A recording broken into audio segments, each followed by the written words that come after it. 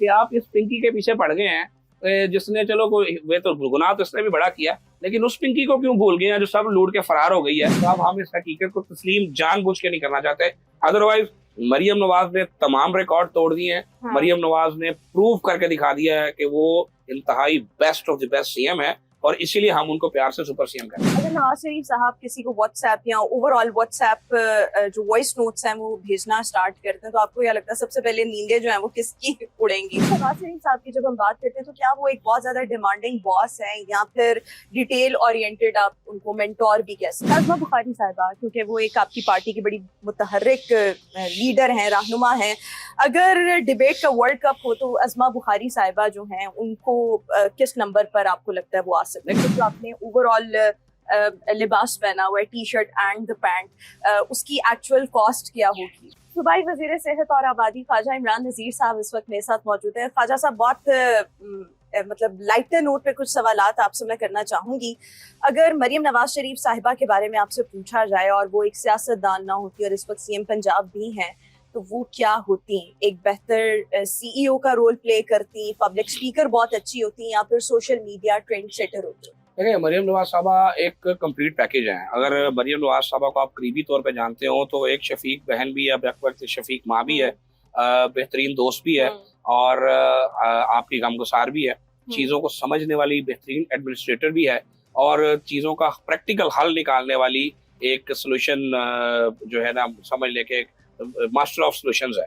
तो मरियम नवाज साहबा अल्हम्दुलिल्लाह अल्लाह ने उनको बेशुमार खूबियाँ दी हैं। उनमें अपने वालिद वाली एहतराम और मोहब्बत मौजूद है, उनके अंदर अपने चचा वाली स्पीड्स मौजूद है, और उनके अंदर अपनी जो पूरी फैमिली की खिदमत का जो माजी का उनका ट्रैक रिकॉर्ड है वो कूट कूट कर भरा हुआ है। तो मैं समझता हूँ कि पंजाब के अवाम इस वक्त चाहे उनसे किसी को इख्तिलाफ ज़रूर हो, लेकिन वो अंदर अंदर दिल में ये सोचने पर ज़रूर मजबूर है, वो लोग जो सारा दिन उनके खिलाफ बुग़्ज़ रखते हैं, वो भी अगर दिल पे हाथ रख के सोचे तो उनको भी ये अंदाजा अंदर से पूरा हो चुका हुआ है कि वाकई कोई हुक्मरान एक अच्छा आ गया जो हमारे इश्यूज को रिजॉल्व करेगा।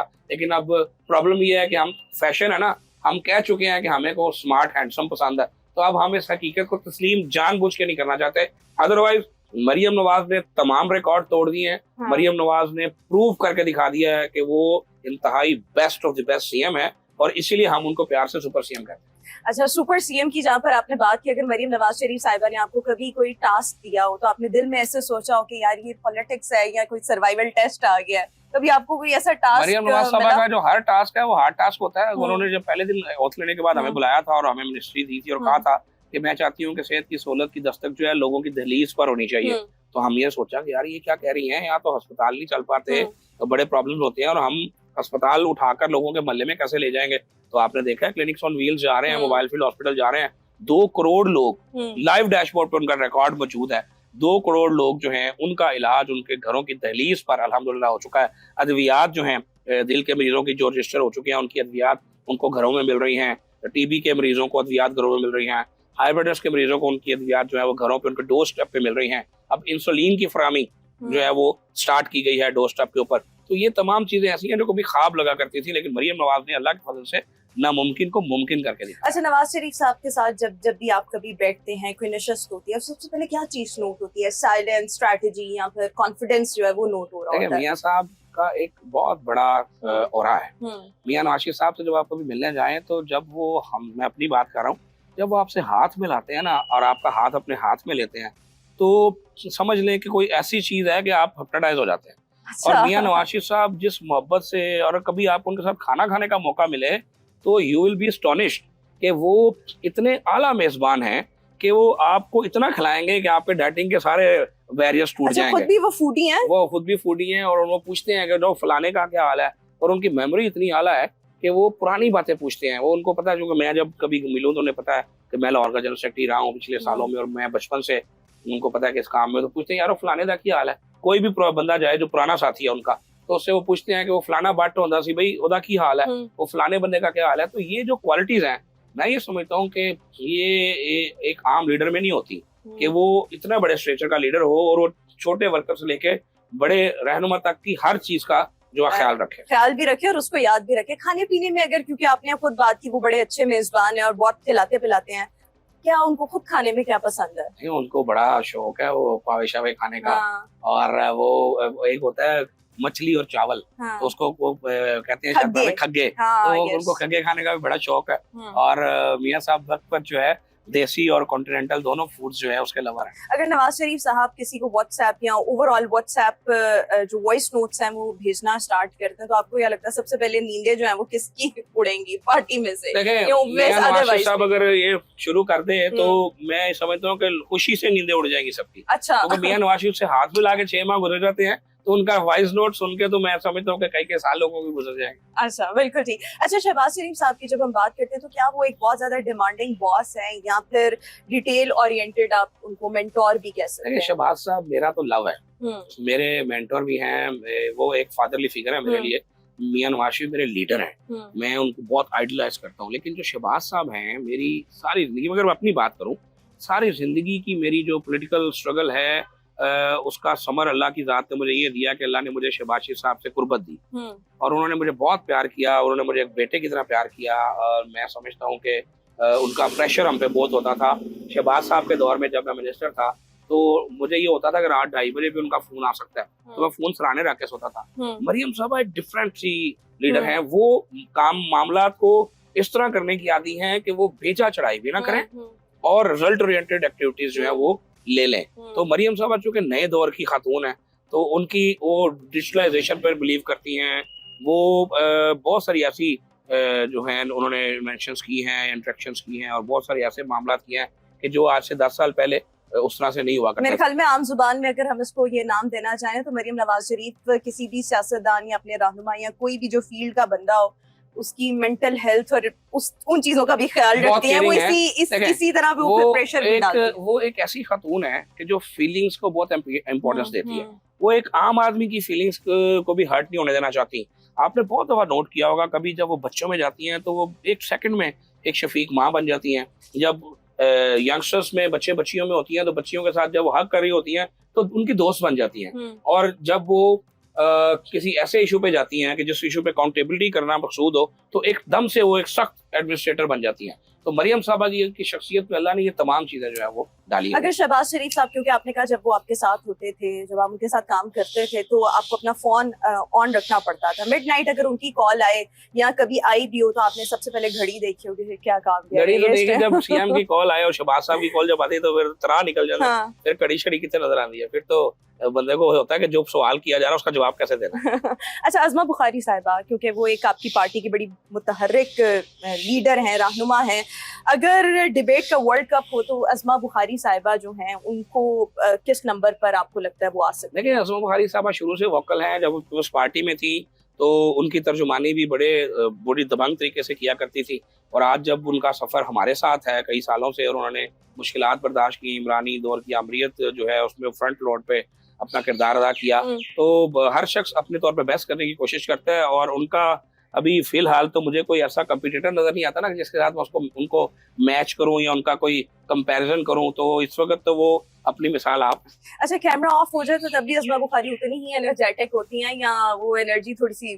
देखिए, वो अज़मा बुखारी साहबा के साथ इतना वक्त गुजारने का मौका नहीं मिलता क्योंकि सबके अपने अपने जो है फील्ड हैं, अपने अपने मामलात हैं। तो डेफिनेटली अगर मरियम नवाज शरीफ साहबा की वो तर्जुमानी कर रही हैं और उन्होंने उनको अपने लिए चुना हुआ है तो डेफिनेटली वो बेस्ट अवेलेबिलिटी होंगी। अच्छा, मरियम औरंगजेब साहिबा, यहाँ पर एक लास्ट सवाल उनके हवाले से मरियम औरंगजेब साहबा कर लें। हाँ, करने लगी थे। कर लें। मरियम औरंगजेब साहिबा जितने भी जवाबात देती हैं, आपको क्या लगता है वो प्रिपेयर्ड आंसर्स होते हैं या वो स्पॉन्टेनियस पंचेस होते हैं कि वो उसी टाइम जो है मौके पर चौका मारती है? मरियम औरंगजेब साहबा से बहुत सारे लोगों का जो है वो कंप्लीट तारुफ नहीं है। लोग शायद ये समझते हैं कि एक खातून आ गई है और वो मरियम नवाज के करीबी है और बस ठीक है वो चल रही है। लोगों को ये ही नहीं पता कि वो कौन है। मरियम औरंगजेब का खानदान सालों का, उनकी ये दूसरी तीसरी नस्ल है जो PMLN से वाबस्ता है। और उनकी वालदा को देख लें, उनकी जो खाला थी सेंटर नजमा हमीद, अल्लाह ताला उनको रीक़ रहमत करे, पार्टी के लिए उन्होंने जो सेक्रीफाइस किए थे कोई सोच नहीं सकता। तो ये जो मरियम औरंगजेब हैं ये एक इंतहाई आला तालीम याफ्ता खातून है। ये कारपोरेट सेक्टर में मल्टीनेशनल्स के साथ जॉब कर चुकी हैं और पाकिस्तान से बाहर स्टडी भी कर चुकी हैं और पाकिस्तान से बाहर नौकरी भी कर चुकी हैं। वो तमाम एक्सपीरियंस लेकर और अपने खानदान का ग्राउंड रियलिटी का एक्सपीरियंस लेकर वो मैदान अमल में उतरी है। और मैं पूरा क्रेडिट देना चाहूँगा कि शायद मरियम नवाज शरीफ साहबा की कारकर्दगी इतनी आला ना होती अगर उनकी सीनियर मिनिस्टर मरियम औरंगजेब ना होती। अच्छा, क्योंकि मरियम औरंगजेब जो है वो अक्सर मरियम है, और मरियम औरंगजेब जो है उनको उनके बहुत सारे काम को शेयर करती हैं, और उनमें अल्लाह ने इतनी क्वालिटीज रखी हुई हैं कि वो वक्त वक्त एक बहन भी है, वक्त वक्त वो सीनियर मिनिस्टर के तौर पे अकाउंटेबल भी करती है, और जब भी कभी किसी पर कोई मुश्किल आन पड़ती है तो मरियम औरंगजेब उनके साथ पूरा जो है वो स्टैंड लेती है और हक बात करने का हौसला रखती है। बस ये यहाँ पे खत्म, एक छोटा सा और उसमें I am sure Khwaja Imran Nazir साहब आपने break down your outfit cost वाला ट्रेंड जो है वो सोशल मीडिया पर देखा होगा। सो आज आपके स्टाइल की अकाउंटेबिलिटी जो है वो करना चाहूँगी। इस वक्त जो आपने ओवरऑल लिबास पहना हुआ है, T shirt and the pant, उसकी एक्चुअल कॉस्ट क्या होगी? मैं देखे मैं ब्रांड कॉन्शियस नहीं हूँ, पहली बात मैं बता दूं।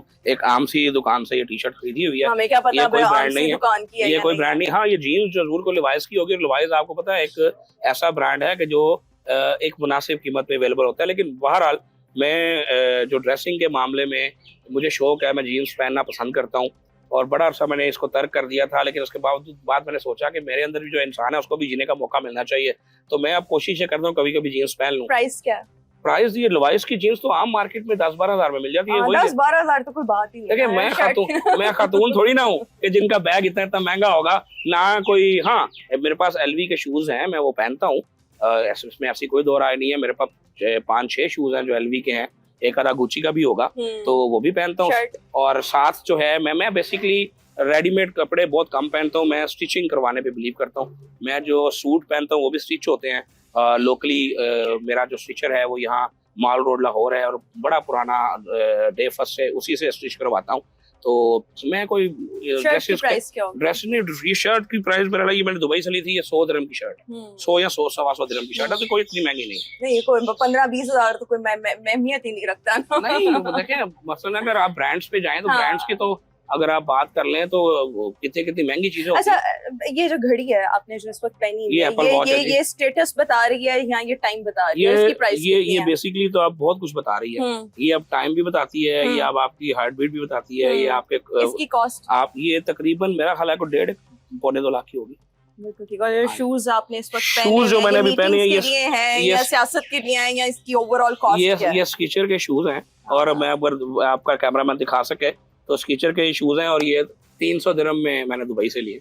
और ये जो आपका एक स्टाइल है, ये ओवरऑल एक नेचुरल स्टाइल है या इसके लिए आपने कोई स्टाइलिंग टीम भी जो लोग मुझे जानते हैं उन्हें पता है कि मैं हमेशा से बकवास भी करता हूँ तो नेचुरल करता हूँ और ड्रेसिंग भी करता हूँ तो नेचुरल करता हूँ। हाँ। और मैं किसी से एडवाइस नहीं लेता, मैं जो मुझे दिल अच्छा लगता है मैं वो करता हूँ। और जब आप घर वालों के सामने जाते हैं, क्योंकि ऑब्वियसली फिर वो भी कहते होंगे आपने खुद ये लिया तो हमें भी ये शॉपिंग कराए, तो उनको डिस्काउंटेड प्राइस बता रहे होते हैं या उनको क्यों बता नहीं है? अल्लाह माफ करे, भाई पैसे मैंने देने हैं। हाँ। वो थोड़ी कमाते हैं। हाँ। तो मैं अपने हक हलाल के बिजनेस से पैसे कमाता हूँ। उनको ये लिबर्टी है। जब हम लोग दुबई जाते हैं तो बच्चे शॉपिंग करते हैं। मेरे बच्चों को दुनिया में कहीं और जाना पसंद नहीं है सिवाय दुबई के। तो हम जब भी हमारा दिल करता है मुंह उठा के दुबई चले जाते हैं। मुंह उठा के दुबई चले जाते हैं। वाह, ऐसी जिंदगी हो के सब कहें मुंह उठाएं और दुबई चले जाएं।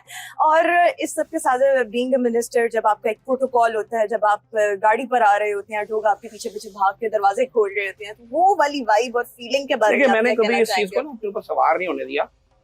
ये जो मेरा स्टाफ आपके इस वक्त दादा, ये इस वक्त मेरी ऑफिशियल जिम्मेदारियां हैं। जब मैं अपने घर जाऊंगा, मेरे स्टाफ को पता है जब भी मैं अपने घर जाऊंगा ये मुझे अपने घर में ड्रॉप कर देंगे, और उसके बाद मेरी जाती जिंदगी शुरू हो जाएगी। और उसके बाद मैंने अक्सर अपने बच्चों को लेकर, अपनी वाइफ को लेकर अपनी गाड़ी खुद ड्राइव करके, मैं मॉल्स में जाने का मुझे शौक है। हम अक्सर, क्योंकि और तो कोई यहाँ इतनी अच्छी चीज कोई होती नहीं थी, तो हम मॉल्स में चले जाते हैं। मैं अक्सर मॉल्स में जाया करता हूँ वीकेंड पे, गाड़ी में खुद चलाता हूँ, बच्चे साथ बैठे होते हैं, अपनी प्राइवेट पर्सनल गाड़ी में मैं जाता हूँ। और मेरे बच्चे सरकारी गाड़ी में बैठना पसंद नहीं करते, और मेरी वाइफ भी सरकारी गाड़ी में बैठना पसंद नहीं करती, तो इसलिए उनको जो है वो ड्राइवर के तौर पर भी मैं चाहिए होता हूँ। तो ये मेरी रूटीन है। मेरे करीबी लोग, मेरे मोहल्लेदार सब जानते हैं इन चीजों को, इन गाड़ियों को मैं उस वक्त इस्तेमाल करता हूँ कि जब मैं ऑफिशियल जिम्मेदारियां या वर्किंग आवर्स के अंदर होता हूँ। एक लास्ट चीज, पिछले 2 रोज से अनमोल और पिंकी वाला कैरेक्टर जो है, आई एम श्योर कि आप भी उससे बखूबी वाकिफ होंगे, तो आप उस पर क्या कमेंट करना चाहेंगे? मेरा एक सवाल है कौम से कि आप इस पिंकी के पीछे पड़ गए हैं, जिसने चलो कोई वे तो गुनाह तो इसने भी बड़ा किया, लेकिन उस पिंकी को क्यों भूल गए हैं जो सब लूट के फरार हो गई है? नहीं, जो फरार नहीं, जेल में है। वो बड़ी मासूम बच्ची थी, वो जो कहते थे ना, वो कैदी नंबर 804 ने कहा था कि वो एक मासूम बच्ची के पीछे पड़ गए हैं। वो मासूम बच्ची सब कुछ लपेट के पता नहीं कहाँ चली गई है, किसी को फिक्र ही नहीं है। उस पिंकी को छोड़े ना, इस जरा पिंकी की मेहरबानी बात करें, इस पिंकी के साथ साथ उस पिंकी की भी फिक्र करें।